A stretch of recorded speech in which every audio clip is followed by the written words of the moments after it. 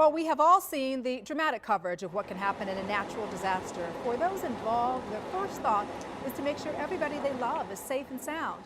But after reality sets in and the devastation has been waged, we then start to think, okay, will my insurance cover this? So how can we be sure that we will be taken care of? With us today is Bill Voss, an expert policyholder attorney who can help us kind of avoid some of these costly mistakes. Good morning, Bill. Good to see you. Good morning to you. Thanks for having me. I want to start off with this. Why is it that the damage that happens, because this happened to me, why does it seem to happen to something that's not covered Yeah, in sure. our policy? You're the expert here. What would you say is the greatest kind of misconception about coverage? Yeah, I think it all starts with insurance policies and insurance coverage. It's the one thing in America where consumers purchase a promise. And so when they purchase a promise, they're buying a promise that their insurance carrier will be there when they really need them to be there. And truth be told, insurance policies are really complex, convoluted insurance contracts drafted by insurance attorneys. And when they're being evaluated, they're being interpreted by both insurance carriers and the consumer. And unfortunately, more times than not, those interpretations usually go against the consumer. And so when an insurance company is evaluating the claim, they've got a pretty complicated contract that only they can understand. And you know, your job is to kind of sort out these contracts. I wanted to ask, because you are an attorney, but what led you to do what you do? What led you to do the policyholder? Sure. I remember the first insurance claim case that I received. It was a phone call from two immigrants who came to America with their life savings. They purchased a hotel on a main freeway in Houston, Texas. They were devastated by a hurricane. They filed an insurance claim. They had paid policy premiums the whole time that they owned the property.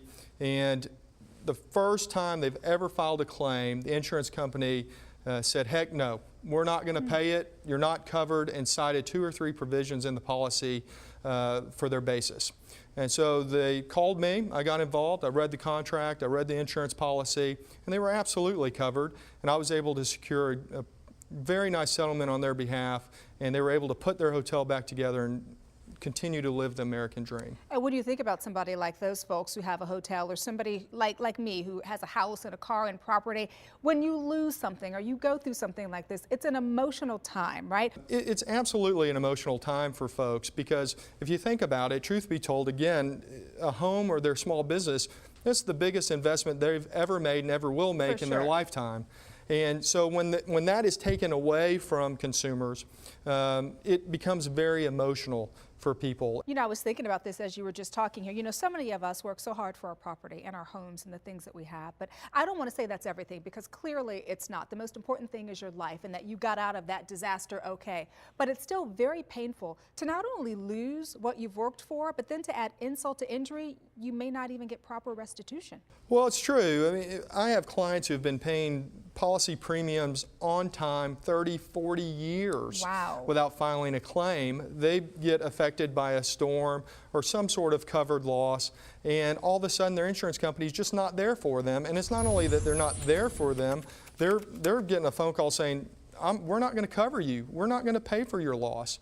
It's absolutely emotional. It's devastating in many cases. I do want to touch on that a little bit more if we could, and stay here for a moment, because what if you do pay your premium on time, right? You've never filed a claim. I would think I have no worries.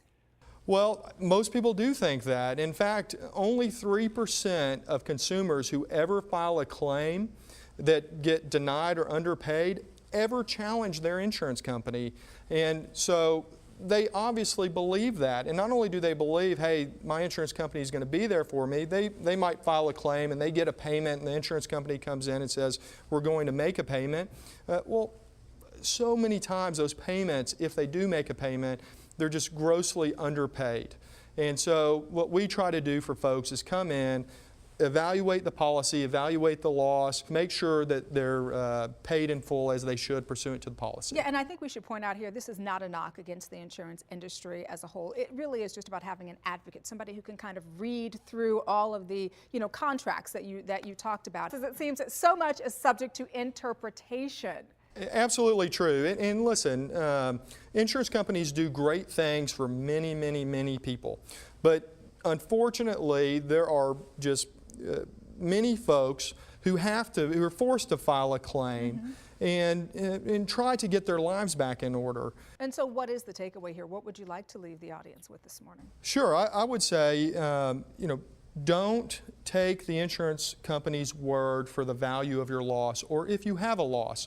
If you know you have a loss, if you know that your claim's worth more than the insurance company's willing to pay you, get somebody on your side. If you're going to hire an attorney, make sure that attorney is well versed in insurance law, make sure that attorney is a policyholder attorney, and get somebody who's qualified and knowledgeable on your side just to level the playing field. Great way to end it. Great advice, Bill Voss. Thank you so much for being with us this morning. Thanks for having me. Absolutely.